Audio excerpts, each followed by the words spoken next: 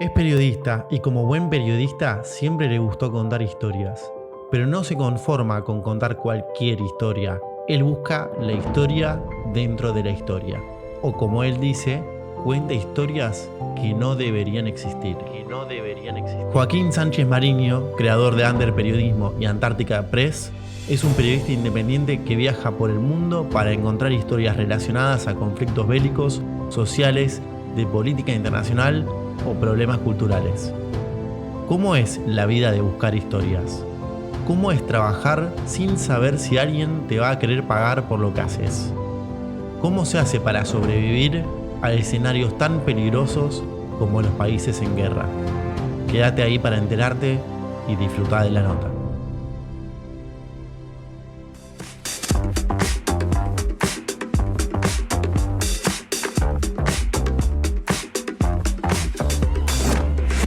Bueno, Joaquín, antes que nada, muchísimas gracias por tu tiempo. Antes que nada, también aclaro que no estoy bien de la garganta, así que espero poder disimularlo con el correr de la nota. Sé que llegaste ayer a Argentina, por lo cual te agradezco el doble tu tiempo y tu predisposición para ser parte del canal y poder contar tu historia. ¿Cómo andás? ¿Cómo estás, Lucas? No, gracias a vos por invitarme. Creo que lo de la garganta es como cuando los músicos paran la canción en la mitad de la canción y dicen, uy, desafiné. Nadie se había dado cuenta y se echaban, pero bueno, entiendo que te sentís más cómodo blanqueándolo. Vos siendo Gracias colega lo por... vas a entender, ¿no? Un poco, en cierto modo. Lo entiendo y me ha pasado, así que bueno, un placer estar acá con vos en este espacio. Bueno, vamos primero con la actualidad. ¿Llegaste ayer? ¿De dónde? ¿De hacer qué? Llegué ayer técnicamente de Madrid, pero es una especie de base de operaciones donde volví después de haber estado cubriendo cerca de 10 días en la isla de Lampedusa. Es una isla italiana en medio del Mediterráneo, eh, conocida en algún punto y paradójicamente como la puerta de Europa, porque es una isla a la que llegan todos los años cientos de miles de migrantes que se lanzan al mar Mediterráneo desde África para encontrar una nueva vida en Europa y bueno, fui a cubrir un poco la situación en la isla. Perfecto. Bueno, a ver, ¿cómo definimos qué es lo que haces, ¿no? Porque en este canal entrevisté a una corresponsal de guerra, pueden quienes quieran ver la nota, ir a verla con Cane Marón, pero yo siento que en el contenido que haces, tanto en Instagram, YouTube o Twitter, le aportás algo diferente, ¿no? Como que más allá de, además de estar en situaciones de conflicto, tenés una forma de contar historias que me parece que lo hacen original, quizás que se acerca un poco a la nueva forma de comunicar. Cuando vos tenés que definir a qué te dedicas, obviamente sos periodista, pero ¿cómo solés explicar qué es lo que haces? No, he desarrollado a lo largo de mi carrera distintos frases que intento condensar un poco lo que hago, porque decir que hago periodismo es, bueno, lo más sencillo. Claro. Ahora, el tipo de periodismo que hago, en algún momento cuando trabajaba de manera independiente y trataba de contar historias que me llegaban, que la gente me contaba y que me decían que valía la pena, entonces yo empecé a acunar un término que es que decía presto mi atención a quien no cuenta con la atención del otro, porque era una época que yo me dedicaba a hacer entrevistas o contar historias de gente a la que nadie les daba mucho espacio, me interesaban. Ok. Entonces en un momento hacía eso, después ¿Qué tipo de historias, antes de decir, qué tipo de historias eran esas? Que recuerdes. están muy chiquitas como por ejemplo un hombre que tenía 106 años y la mujer tenía 102 Wow. y para el Día de los Enamorados le llevó rosas y yo me enteré y me pareció una historia muy linda de contar. Y conté esa historia de amor, una historia que no tenía nada más que eso. La historia de un árbol que iba caminando por la calle y una mujer encontró un árbol tirado y quería trasplantarlo, quería rescatarlo y me preguntó a mí si sabía algo de árboles y me llamó la atención y traté de ayudarla y toda la comunidad de esa cuadra en Palermo terminó movilizada alrededor de rescatar un árbol Wow. eh, y se hizo, terminó una historia de la conté, se hizo muy viral, digamos. Tuvo muchos, un Repercusión. poco viral, relativamente viral, y era simplemente contar una historia, viste, que alguien que me crucé en la calle. Eh, Así, esas historias en algún momento un tío mío, un tío segundo, me contó, veterinario, me contó sobre la peste porcina africana, una enfermedad que tenían los cerdos y que estaba afectando mucho, y él me lo contó, siendo que trabaja en la industria del cerdo, como para decirme, che, hay una gran oportunidad para Argentina porque producto de la peste porcina africana Claro. van a necesitar cerdos y Argentina va a ser una posible factoría. Y me pareció interesante, le hice la nota y en el medio se abrieron un montón de aristas y se abrió a partir de esa entrevista, se deschavó la posibilidad de que vinieran granjas chinas de cerdos de la Argentina y tuvo todo un año que hubo muchas movilizaciones y demás a partir de ese tema, y ese tema surgió de, te digo, mi tío que me recomendó tal tema, yo levanté un par de testimonios y el tema de repente se puso en agenda O desde un canal de sea, YouTube mío muy pequeño. como buen periodista, como que te mandaba un poco la curiosidad, ¿no? Por lo que veo. Porque aparte me estás contando pequeñas historias que algunas pueden haberse desarrollado más, pero que te surgían. O sea, que casi que no es que la buscabas. Como que estabas preparado, siempre estabas atento a lo que pudieses tener alrededor y la encontrabas, ¿no? Sí, bueno, yo creo que es básicamente lo que hace un periodista, ¿no? Ujú. Como está en su vida rodeado de historias y atento a qué historias valen la pena ser contadas, qué historias le llaman la atención y contarlas, tener siempre, ¿no?, las antenas abiertas y una curiosidad un poco insoportable para los otros, ¿no? Porque uno, mis amigos, la gente con la que estoy, siempre es como, cuentan algo y yo digo, espera, ¿cómo? Uy, ahí les saltó el periodista. Pero es eso de estar siempre, siempre atento a ver qué te está disparando la realidad. Esa es la verdad. Ok, arrancaste con esos videos, con esas historias, y cómo continuaste.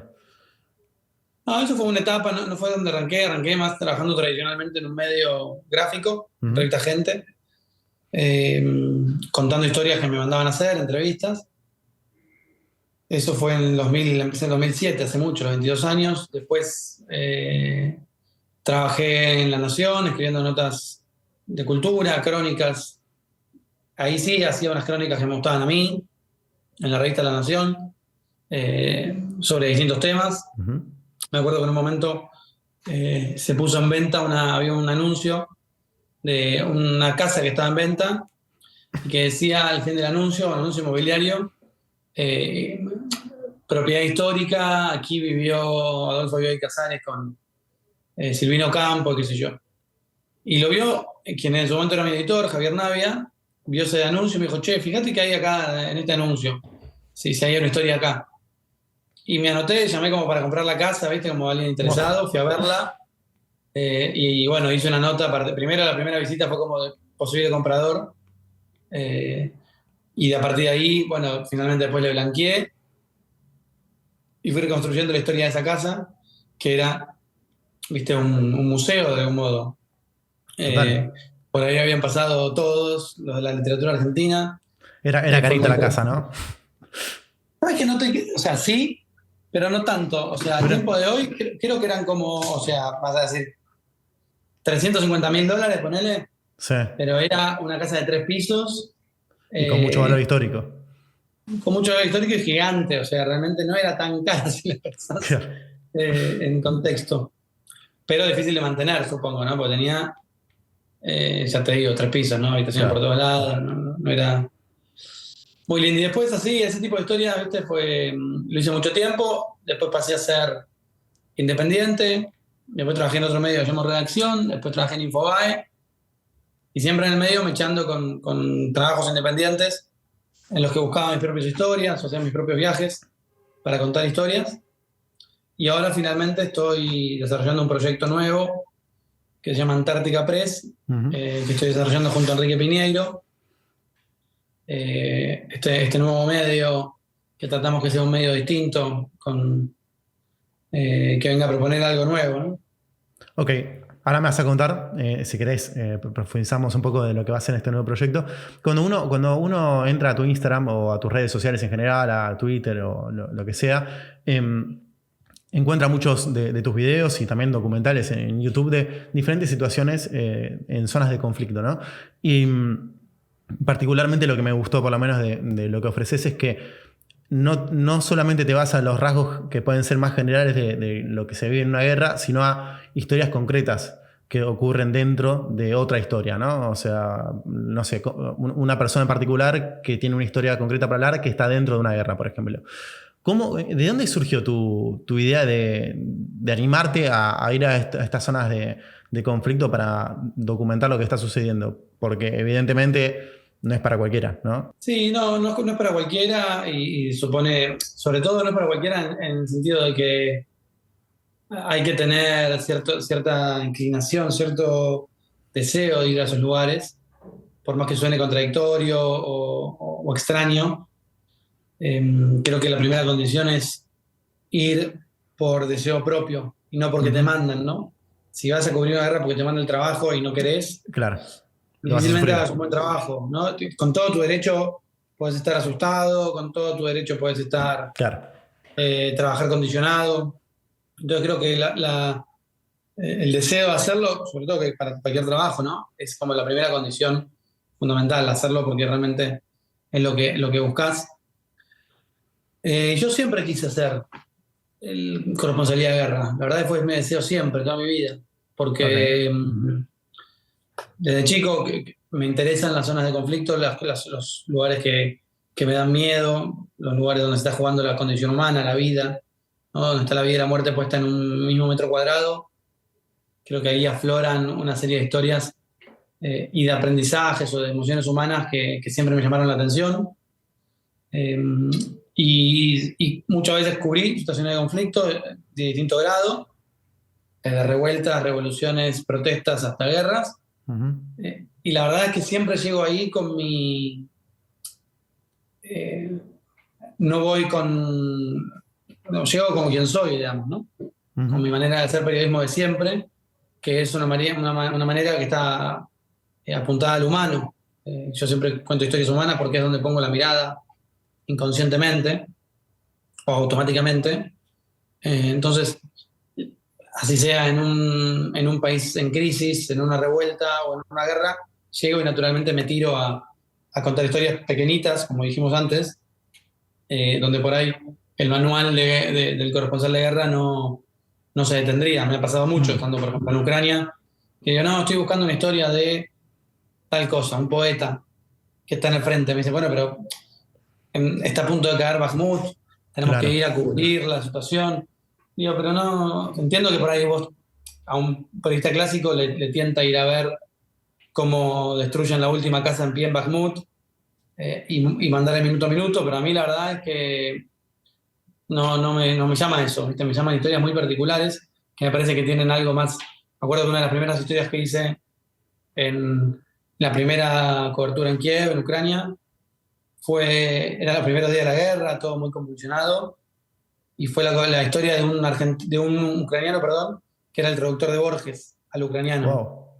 Wow. Un tipo grande, de 80 y pico de años, y dije, yo quiero hacer esa historia. O sea, Claro. un traductor de Borges me sonaba raro, mi editora me decía, bueno, no, pero preocupate por otra cosa. Y yo decía, bueno. Busqué la historia del traductor y fue una de las más leídas. Porque además también después tiene creo que te generan ese interés, ¿viste? ¿De dónde surge tu motivación para emprender estos viajes, para meterte en zonas que son jodidas? Porque más allá de que después capaz busques la historia B, por así decirlo, de lo que puede ser, por ejemplo, un conflicto, imagino que debes tener muchísimos cuidados y que más de una vez habrás pasado por situaciones complicadas para tu propia integridad. ¿Te pusiste a pensar alguna vez qué es lo que te motiva a ejercer esto?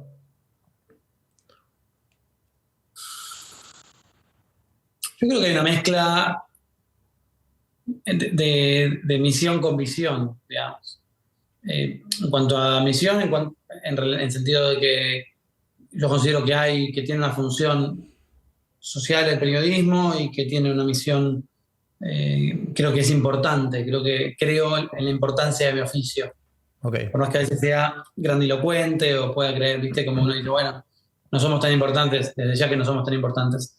No obstante, yo creo en la importancia del periodismo y creo en la importancia de hacer un periodismo que vaya a los lugares, que esté en contacto con las historias y que sea un periodismo muy clásico en ese aspecto, ¿no? Que vaya a donde sucede lo que sucede, constate eh, se imprima de eso y luego lo transmita. Eh, Eso para mí es muy importante. Y después visión, porque, o sea, también creo que es la única manera de hacerlo, ¿no? O sea, el periodismo, yo me formé en un periodismo muy clásico de ir a los lugares. En el medio se fue transformando en un periodismo meramente digital, donde los periodistas están en las redacciones. Y muy pocos salían a la calle porque empezó por la crisis de la industria. Bueno, en ese contexto, a mí me pareció siempre que tenía que aferrarme a lo que había aprendido, que era ir a los lugares, y esa era por ahí, si querés, la visión, de mantenerme, por más que la industria cambiara, yo mantenerme fiel a lo que creía. Y eso muchas veces me llevaba a meterme en lugares donde no había periodistas, ¿no? Donde los medios decidían no mandar a nadie porque era riesgoso y entonces las decisiones judiciales o no como de seguro de Claro. salud o conveniente, digamos, es riesgoso para una empresa mandar a alguien a una zona de conflicto porque si le pasa algo es un problema grande para la empresa. Entonces, todas esas ecuaciones, yo dije, bueno, no me quiero dejar condicionar por esas ecuaciones, por Excelente. esas lógicas. Entonces siempre empecé a ir por mi cuenta a los lugares y decirle a los medios, bueno, estoy acá, ¿querés la historia? Bueno, dale. Claro, es vender la historia, básicamente. Y Sí, no tomar ser uno el parte riesgo de... de la ¿Cómo, empresa, perdón? digamos. No, digo eso, de vender tu historia o vender el trabajo que haces de una forma freelance, pero no perteneciendo al medio que quizás después termina comprándola, por así llamarlo, o pagando tus servicios. Sí, o sea, absorber uno el riesgo Claro, de ir a un lugar riesgoso. Sobre todo entiendo. porque yo lo disfruto, a mí me hace feliz. ¿Viste? Obviamente la industria y el mundo periodístico tiene críticas al respecto. Obvio. Eh, Porque entiendo que es una manera individual de resolver un problema que podría ser colectivo. Y yo no digo que no tenga contradicciones con esto. Porque cuando uno dice, bueno, yo voy al lugar y después le vendo la historia al medio, van a estar quienes te digan, no, pero haciendo eso, haces que los medios no manden a Claro. enviados porque está haciendo vos. Y bueno, y lo entiendo, entonces esto yo no es que estoy por Sí, fuera de sí, la se entiende, se contradicción que entiende. eso supone, pero la verdad es que también me parece sumamente ilógico, siendo yo una persona que apuesta a la independencia, Claro. cuando era independiente, no poder estar haciendo algo, ¿no? Siendo que el que tiene el riesgo de no tener un Se sueldo, entiende. Sí, de sí, pelearlo todos los meses es uno. el que está arriesgando todo sos vos, en definitiva. Exacto, pero bueno, es una cosa, es una tensión que hay en la industria. ¿Y cuando viajas solo completamente o vas por lo general acompañado con alguien que te ayuda, no sé, a hacer de cámara o a moverte o algo parecido? He viajado en distintos contextos, en distintas Ok, condiciones materiales. Viajé mucho solo y haciendo todo con el celular. Es un método que me funciona y que me gusta porque soy el único que corre los riesgos, entonces puedo tomar las decisiones plenamente consciente y sin cargar con la integridad de nadie más, porque puedo seguir mi instinto y no discutirlo. Entonces tiene cosas positivas. También he cubierto muchas veces con algún compañero o con dos, y también tiene cosas muy positivas, que es obviamente la conversación con el otro y la claro, compartir criterios, que siempre es mejor de a dos que de a uno. Y siempre que he ido solo, me he hecho amigo de alguien, compañeros claro, de camino. Nunca he claro. estado solo, digamos. Em, Cuando decidís emprender un viaje, ¿te pones objetivos claros? ¿O vas un poco a, como recién contabas también, improvisar y ver qué te encontrás? No, ni lo uno ni lo otro, digamos. Me pongo el objetivo claro que es, generalmente, depende de dónde sea, es, bueno, entrar a tal lugar, llegar a tal otro, o contar en Ucrania, contar cómo es vivir en guerra, como es un objetivo general. Ujú. Y después no me pongo el objetivo puntual de generalmente, o sea, quiero ir a una trinchera. No, Mm, generalmente llego con alguna especie de intuición de qué quiero hacer, pero muy rápido el terreno propio te enseña qué es lo que tenés que hacer, ¿no? O sea, claro. eso es muy inmediato.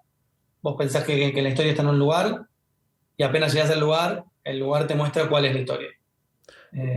¿Tenés algún ejemplo claro de eso, de que vos hayas sido con una expectativa muy marcada y que te hayas sorprendido con haber encontrado una historia que no esperabas previo al viaje? Sí, bueno, por ejemplo, en el 2019 fui a cubrir los incendios en el Amazonas, Ujú. en la Amazonía, en Brasil. Me acuerdo que eran unos incendios históricos, época de Bolsonaro. Se decía que uno de los incendios más grandes de los últimos 100 años en la Amazonía. Y me sacó un pasaje y fui.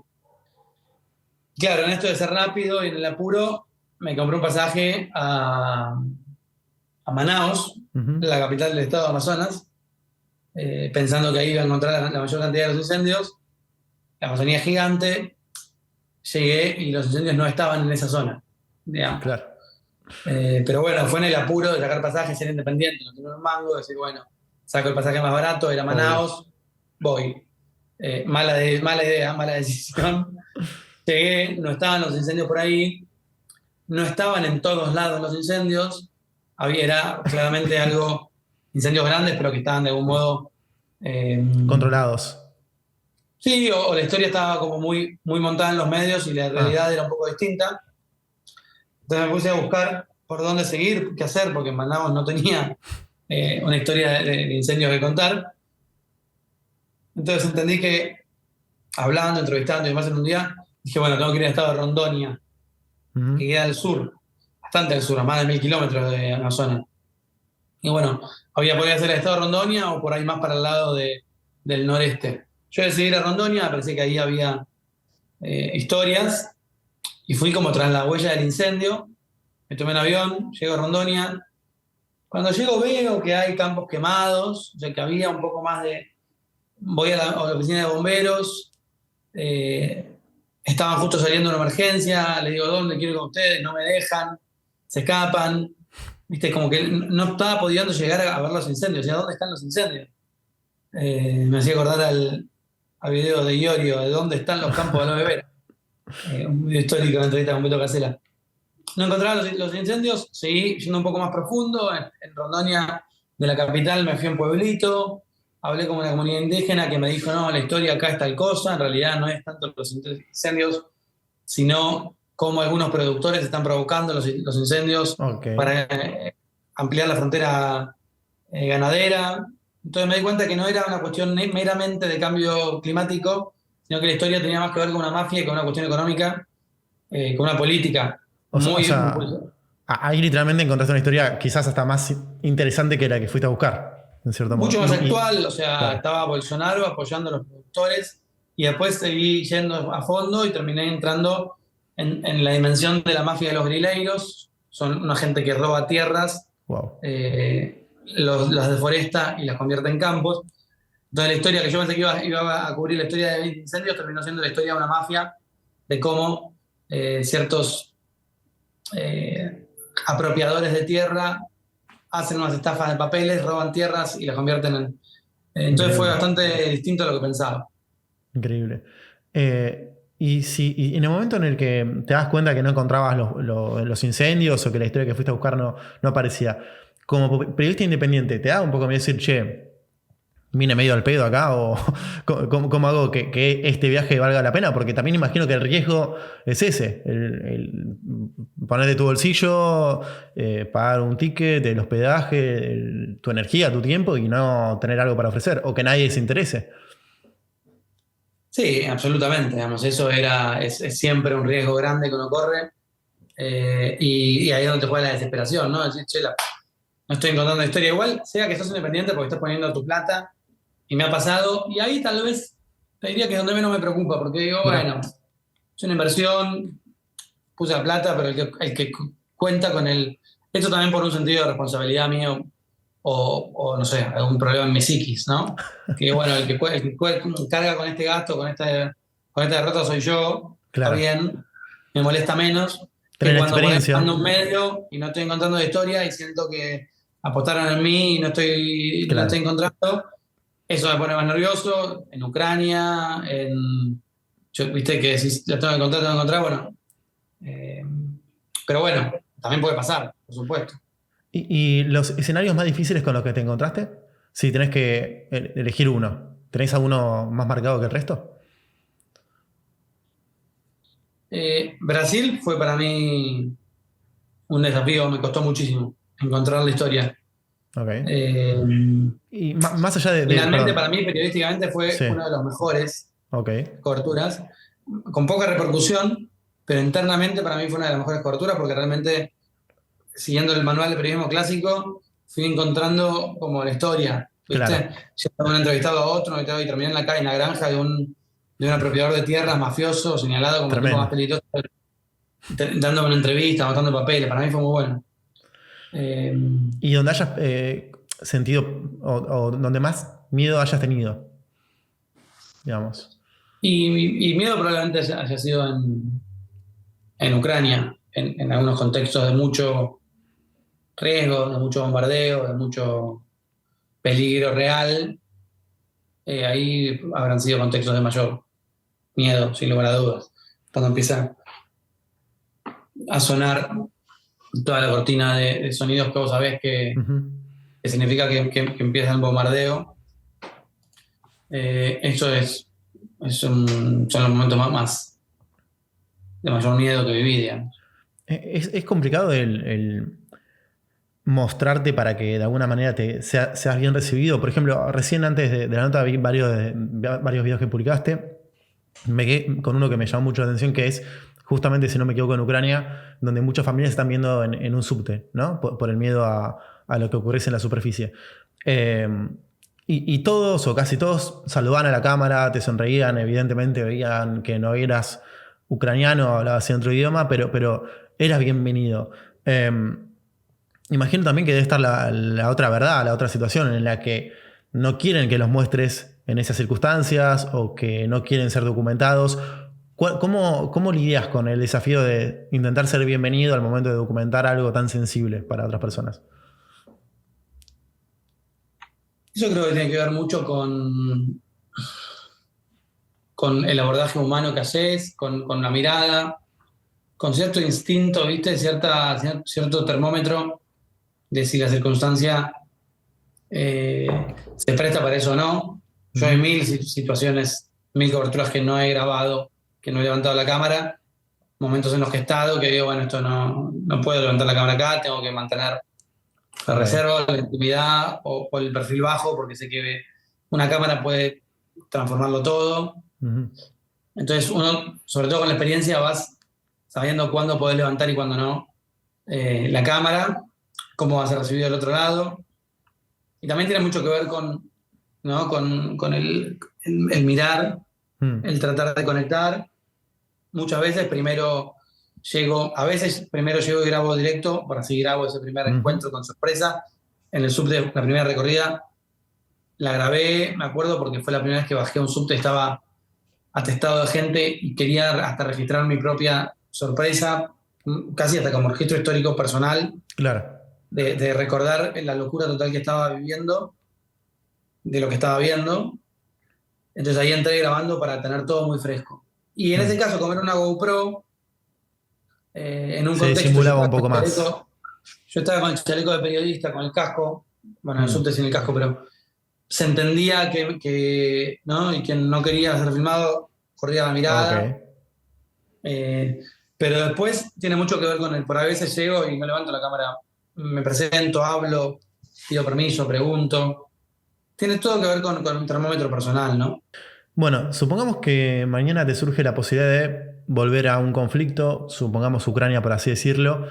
Eh, no sé si ya vas sabiendo cuánto tiempo te vas a quedar, eso me lo puedes responder. ¿Cómo armás la valija, el bolso, lo que sea que lleves? ¿Qué es lo que tiene que ir y lo que no? Porque deduzco que no puedes llevar nada que sobre y por supuesto nada que falte. Que difícil encontrar ese límite exacto entre siempre algo falta y siempre algo sobra. Ok. Siempre uno trata que no falte nada y sobre nada. Generalmente cuando me voy, eh, depende del caso. A veces sé por cuánto tiempo me voy. Digo, sé más o menos, ¿viste? Si es un viaje de 10 días, una semana, o si es un viaje que puede durar un mes. Ujú. pero en general no. La primera vuelta a Ucrania yo saqué pasaje de regreso a los 10 días, que obviamente no lo usé porque volví a los 45 días. Entonces, uno en general no sabe. Si uno me fuera ahora a Israel, por ejemplo, no sé, te puedo decir que me voy por una semana, pero no sabes. Dicho eso, hay algunos conflictos en particular o algunas coberturas en las que vas a hacer algo en particular. Por ejemplo, la tercera vez que fui a Ucrania fue para entrevistar a Zelensky. Fui, entré, lo entrevisté y salí. Entonces, depende del caso. Que de hecho lo hiciste reír, ¿no? Y lo hice reír. Gracias, presidente Joaquín Sánchez Mariño de Argentina. Hay que preguntar, apelando a su total honestidad, si se hubiera elegido a usted mismo. Porque todos acá en Ucrania me dicen que lo aman, que lo admiran, pero que nadie lo votó. Entonces me pregunto si se hubiera elegido a usted mismo para esta tarea. А ви кажете, чувство гумору повинно бути. Sí, no es poco. no sé si a un presidente que está en medio de una guerra, digamos. Sí, fue una tarea como medio menor de mi parte, pero me pareció que hacer una gran entrevista es difícil en ese contexto. Dije, por lo menos voy a tratar de hacerlo reír. Pero, a ver, que yo la valija la tengo siempre medio hecha, o tengo una valija siempre medio hecha, más bien, o a medio hacer. ¿Qué tiene esa valija? Primero soy un fanático de la valija, soy un enfermo de las valijas, me gustan los bolsos y las mochilas, me gustan mucho, tengo muchas. Y armo muy rápido mi valija, o sea, me decís, nos vamos de Ezeiza en una hora, y en una hora para irnos a la guerra o a un conflicto un mes, y en media hora armo una valija. Wow. Eso siempre tengo con mis amigos, me dicen, no puedo creer. Alguna vez me estuve por ir de cobertura un lunes o un domingo a la noche y volviendo de Tigre con mis amigos a las 5 de la tarde, diciéndole, no, eran 2 horas, algo para 6, pero ¿qué? ¿Y ¿tenés todo hecho? Le digo, no, llego a casa, armo la valija. Me decía, no puedo creer, ¿cómo haces? Bueno. ¿Eso tiene algo que ver con las urgencias que te puede deparar estar en medio de una guerra? Con el hecho de decir, bueno, tengo que agarrar todo y picar, ¿o no? ¿O es algo que no sé qué es tuyo, digamos? Tiene que ver con la urgencia del periodismo. Claro.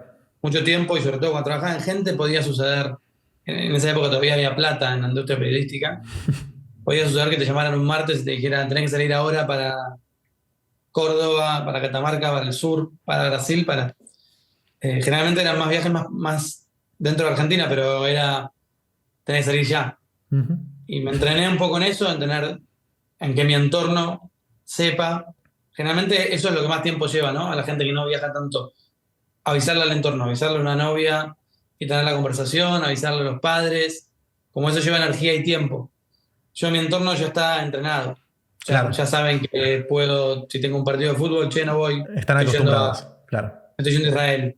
Eso está dentro de las variantes, y ya todos saben qué puede pasar. Eso me ahorra tiempo.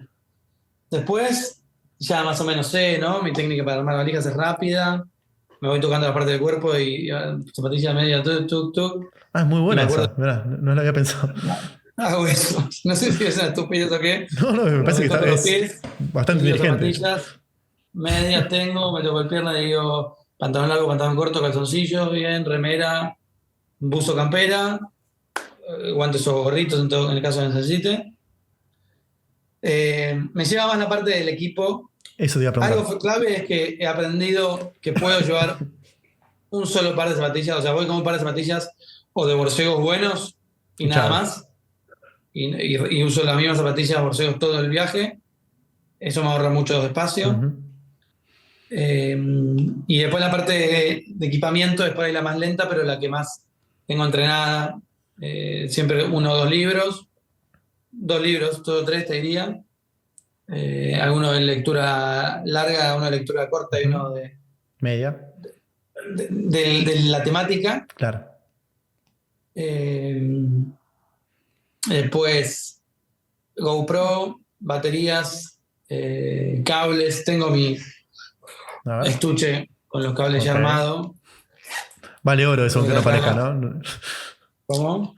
Digo que aunque no parezca, eso es un pequeño tesoro, porque clave al momento de elaborar. Esto es lo que más tiempo me llevó a Claro. desarrollar. ¿Sí? Tengo 2 o 3 bolsitos donde digo, bueno, cables, con conectores, adaptadores. ¿Y editas vos los videos? Depende del caso. Ahora, últimamente no. Ok. Sé editar. También está la decisión si llevo computadora Por eso o te iba a tablet. preguntar justamente, por el tema de la computadora. En algunos casos, generalmente voy con computadora. Ok.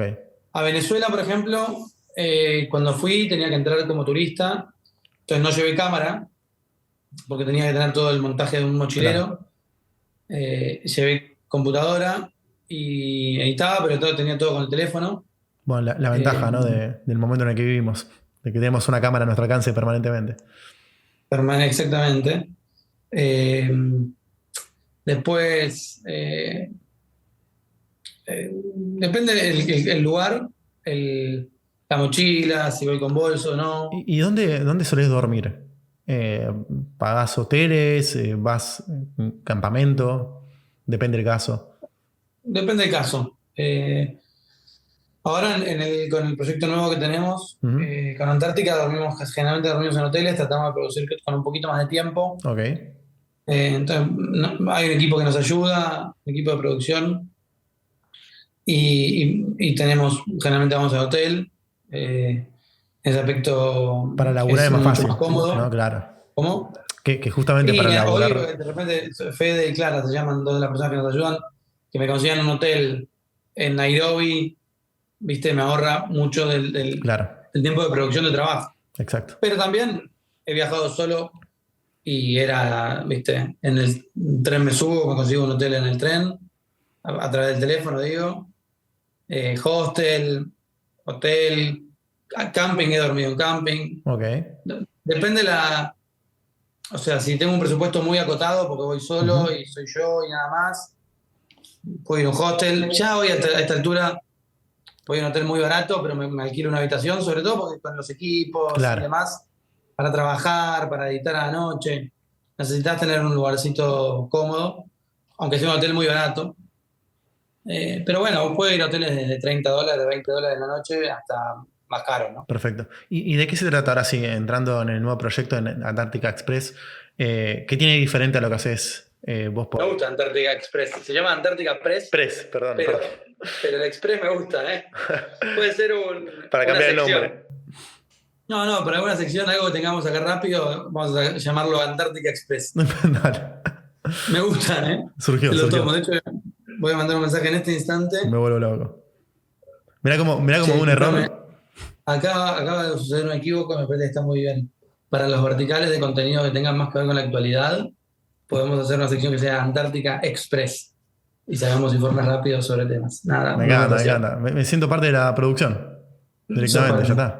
Anotarle la idea a Luca Rigio, que es el autor del equívoco luminoso. Mirá como de un Bueno, bien, blooper bueno. termino siendo parte de la producción de la sección. Hermoso. Sos parte cuanto menos del brainstorming. No, bueno, el proyecto Antártica Press es un nuevo medio de comunicación que estamos desarrollando junto a Enrique Piñeiro. Enrique está como a la cabeza y de la producción general, como de una misión muy macro que él tiene sobre el mundo. Ok. Y yo estoy liderando el día a día, digamos, del proyecto, como director editorial, por decirlo de algún modo.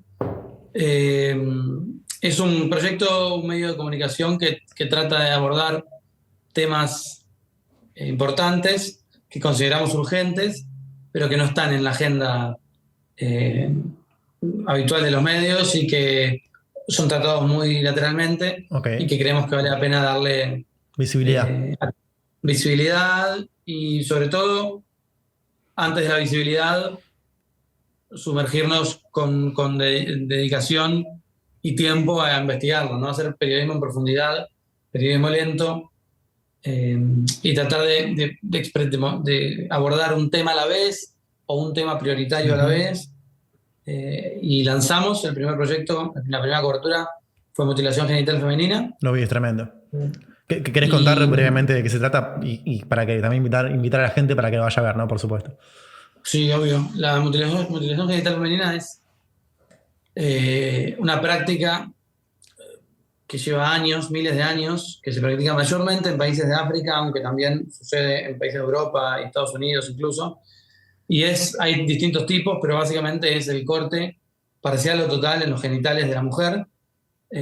Para el por qué sucede es bien complicado, ¿no? Pero de algún modo tiene que ver con restringir el placer y asegurarse que la mujer sea pura, ¿no? Muchas comillas. El tipo 3, que es el más grave de todos, se le saca el clítoris, le corta el clítoris a la mujer, se le sacan los labios mayores y menores, y se produce un tejido, se le cose Qué locura. el canal vaginal, dejándole solo un puntito abierto para que pueda orinar o para que pueda hacer la menstruación. Es horrendo, pero lo cuento así porque es lo que es. Y lo que se supone o lo que sostiene esta práctica es que una mujer que fue mutilada, obviamente que hace que el sexo se sufra muchísimo, entonces no va a tener sexo Obvio. antes del matrimonio, y de este modo pueden asegurarse que sean mujeres vírgenes a la hora de buscarle un matrimonio, o arreglarle un matrimonio más bien. Entonces eso es como el motivo pragmático real que sostiene una práctica milenaria brutal, y que se lo hacen a niñas, ¿no? Entre 5 y 15 Qué locura. años. Es un rito de iniciación, un paso al mundo secreto de las mujeres, como nos dijo una antropóloga que entrevistamos, Adriana Kaplan. Bueno, para esa cobertura viajamos a Kenia, a Sierra Leona, a Etiopía, a la frontera con Somalia, a Suiza, a España. Hicimos un gran despliegue, y estamos publicando ahora todo lo que es. Lo pueden ver en YouTube, en el YouTube de Antártica Press. No ponen mutilación Express, genital. Press. No Express, Antártica Press. Ponen ahí mutilación genital femenina. Y estamos muy sorprendidos porque publicamos un solo documental hasta ahora y algunos fragmentos, pero el primer documental que publicamos, que dura 50 minutos, tuvo más de 500.000 de reproducciones. Wow. De la nada, sin pauta, sin nada, y bueno, estamos muy, muy sorprendidos y muy contentos. Felicitaciones. Muchas gracias. Muchas gracias. Uno de los eslogan que tenés es el que contás historias que no deberían existir. ¿Tenés un top 3 en tu cabeza de las historias que menos deberían existir que terminaste contando? Bueno, una es esta, ¿no? La mutilación. Me parece que es una historia una práctica que no debería existir, el día de hoy, con todo el avance del mundo, no debería existir, sin lugar a dudas, ¿no? Y producto de esa, suceden miles de historias, ¿no? De mujeres que son obligadas a casarse, mujeres que son obligadas a ser mutiladas, que son mutiladas contra su voluntad. Hay 1000 historias, porque esto es el tema. Pero 200 millones de mujeres en el mundo fueron mutiladas, hay 200 millones de historias que no deberían existir de algún modo. Después,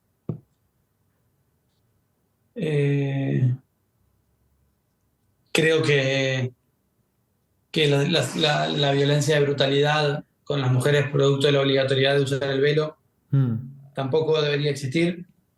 Y es una historia que nos interesa contar, ¿no? La obligatoriedad del velo, porque, bueno, es una brutalidad, ¿no? El accionar de la policía y la moral en Irán me parece atroz, y es otra historia que me parece importante contar y que no debería existir. Y después, a ver,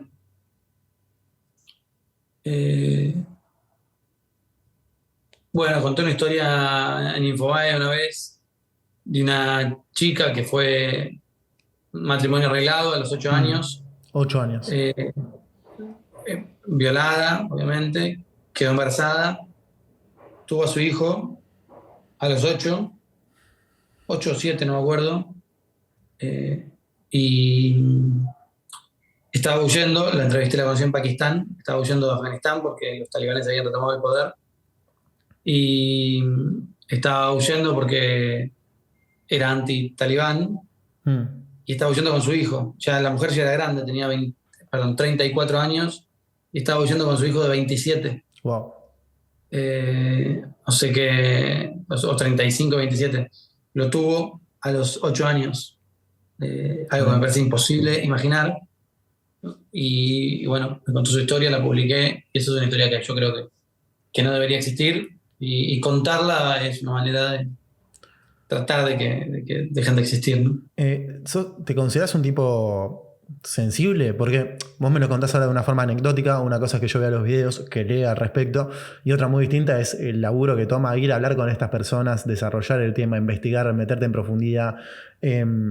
¿Haces algún tipo de terapia? ¿Haces algo para que no te quede todo esto en la cabeza, para poder volver, tener los pies en la tierra y, no sé, juntarte con tus amigos a jugar a la pelota, olvidándote un poco de toda esta realidad? ¿O cómo lo manejas?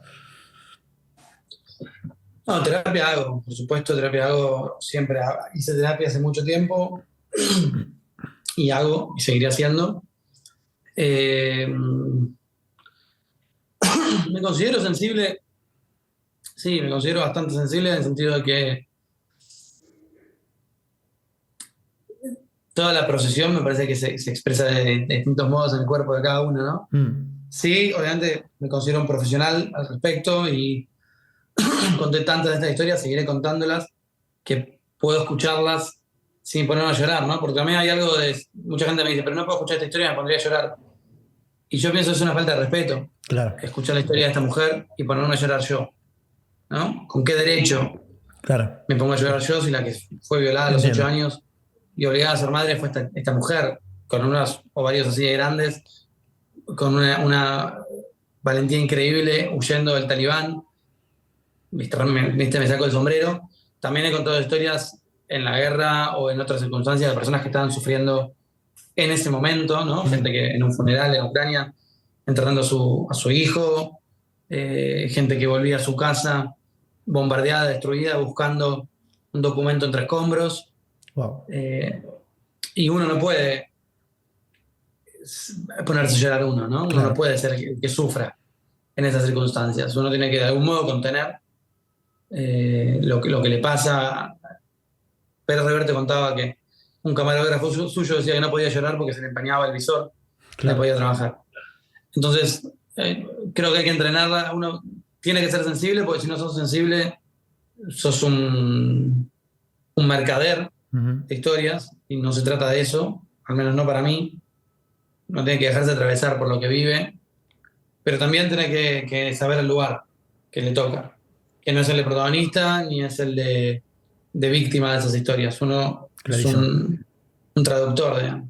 ¿Sufriste algún tipo de estrés postraumático? De haber vivido, no sé, la caída de una bomba cerca tuyo, una persona que falleció cerca tuyo, o algún otro tipo de situación? Viví situaciones traumáticas, situaciones de bombardeos cercanos, de gente que murió a pocos metros, sí, de gente herida, pero ninguna... cuando digo a pocos metros, es a 100 metros, no lo vi suceder. Y son cosas que sí trabajé en su momento con una terapeuta del estrés y demás, pero en mi caso no, siempre lo hablé mucho, siempre lo siento que venía preparado, que vengo preparado para este tipo de cosas. Y de vuelta, me recuerdo siempre mucho que no soy... Está bien, me puede asustar que caiga una bomba cerca, de sentir, uy, casi cago la fruta acá, y asustarme por mi propia vida. Pero me acuerdo de una de las veces que fui a Ucrania, me pusieron una traductora y yo le hacía preguntas a las personas y la traductora me traducía, y antes de traducirme se ponía mal, lloraba un poquito, hablaba con la persona, después me respondía, yo le hacía una pregunta y me decía, no, pero eso... Y dije, claro, está haciendo muy mal su trabajo. O sea, una traductora que está completamente tomada por la circunstancia, la entiendo, era ucraniana, estará sufriendo su parte, pero yo dije, si yo estoy haciendo ese trabajo así, lo estoy haciendo pésimo, porque no se entiende la historia, porque no estoy contando lo que tengo que contar. Sí, porque está interactuando de una forma que no debería, inclusive. Sí, y sobre todo porque está haciendo ella, dejando que sus sentimientos intervengan en la historia. Claro. Y si vos tenés empatía con esta persona, tenés que dejar que ella cuente la historia. Claro. Entonces, yo siempre insisto en tratar de separar mi propio trauma o mis propios miedos de la historia que voy a contar. Perfecto. Hay que mantener eso con mucha claridad. ¿Alguna vez te ofrecieron ir o te insinuaron o vos pensaste en ir a un lugar y que por algún tipo de factor hayas decidido no hacerlo? Ya sea por miedo por no sentirte preparado o por alguna otra circunstancia?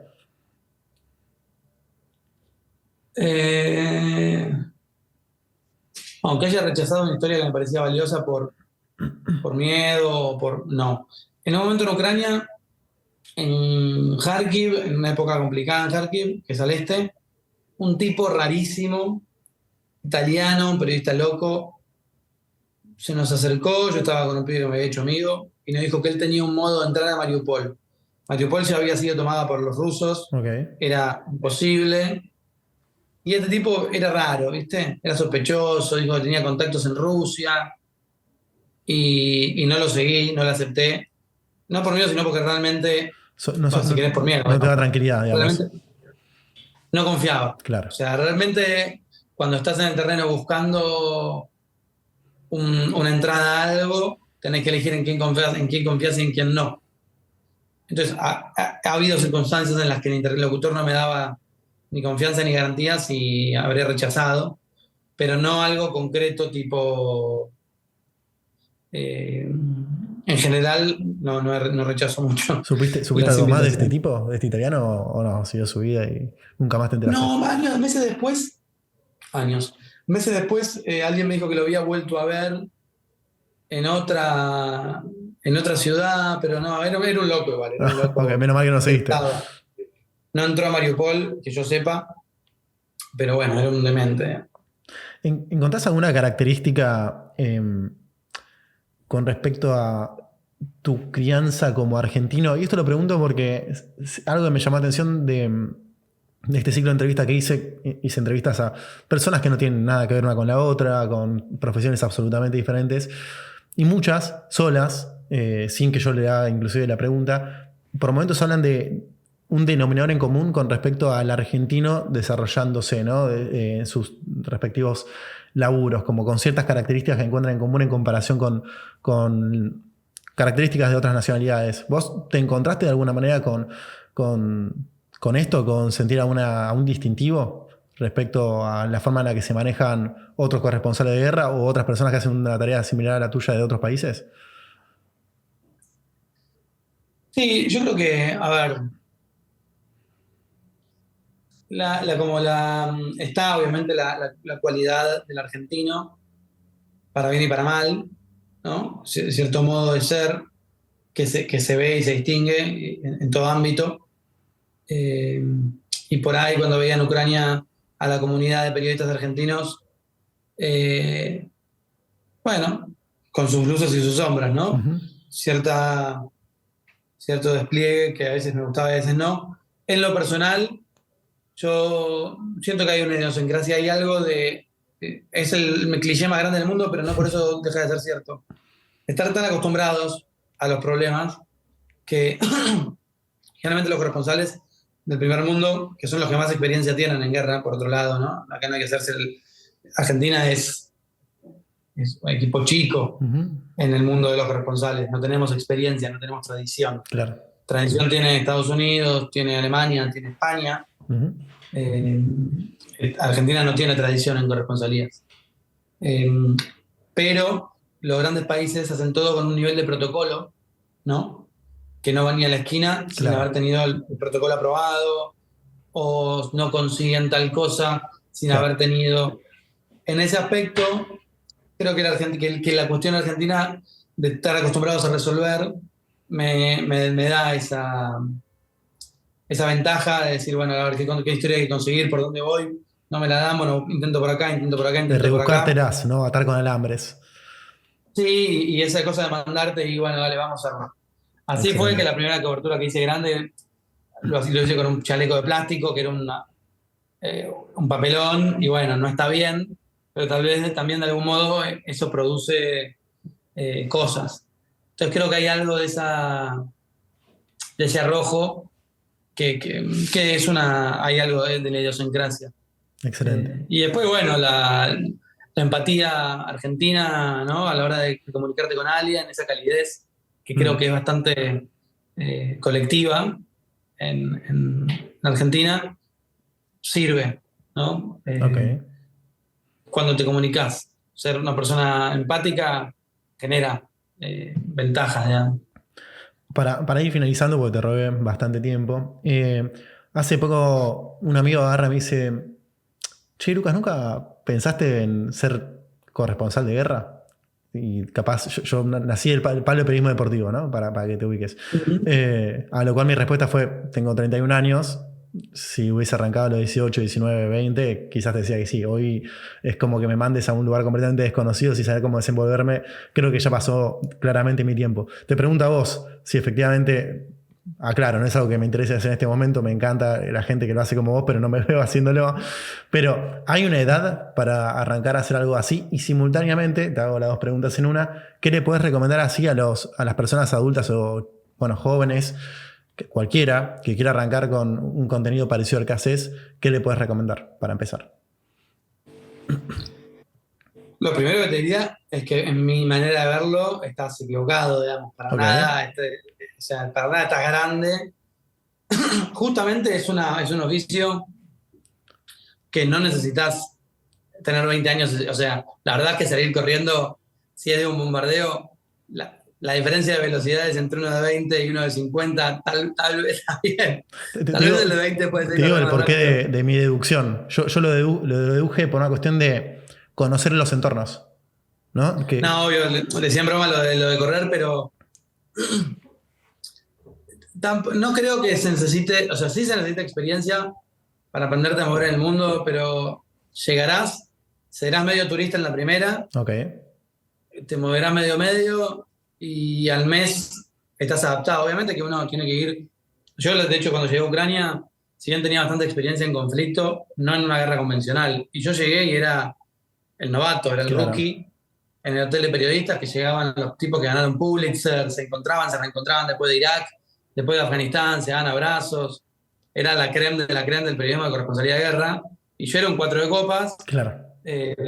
desconocido, joven para ellos. Yo fui con 36, y todos tenían 50.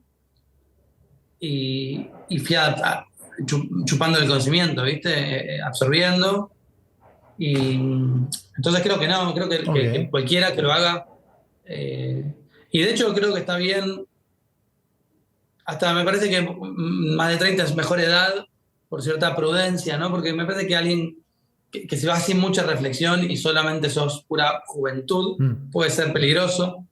Igual, así digo esto, también puede ir un pibe de 20. Me parece que es ir con humildad, abierto a ver lo que pasa y escuchar y tratar de adaptarte al terreno. Eh, entonces creo que el mayor consejo que podría dar es que se vaya con humildad, con los ojos muy abiertos, y con ganas de aprender. Hay una frase de Carlos Castaneda que dice, a la guerra se va con temor y con los ojos bien abiertos. Eh, Creo que era así, si no es así es parecida. Y es eso, se va con temor porque si va sin temor sos un idiota y se va con los ojos bien abiertos. El resto, sea a los 30, a los 20 o a los 50, creo que no hay, Excelente. que es un oficio bastante generoso en cuanto a su rango etario, digamos. Mamá, papá, por el momento no pienso ir a cubrir conflictos bélicos, pero bueno, no lo descarto, no lo descarto por lo menos. Bueno, muchísimas gracias por tu tiempo, espero que la hayas pasado muy bien y bueno, y me alegro de que por lo menos hayas podido contar tu historia de siendo alguien que cuenta tantas historias ajenas. No, gracias a vos, la pasé bárbaro, me encantó charlar un poco y reflexionar sobre. Siempre termino conflictuado con estas entrevistas porque digo, esa pregunta me quedo pensando, ¿es lo que dije? ¿Será otra cosa? Y está bueno para reflexionar sobre el oficio que me gusta. Así que te agradezco a vos la charla y espero ahí que me compartas cuando salga, así la compartí. Y yo espero que inauguren la sección de Antarctica Express también, para sentirme parte. Homenaje a Lucas, Antártida Express, espero que venga pronto. Un abrazo grande. Nos vemos.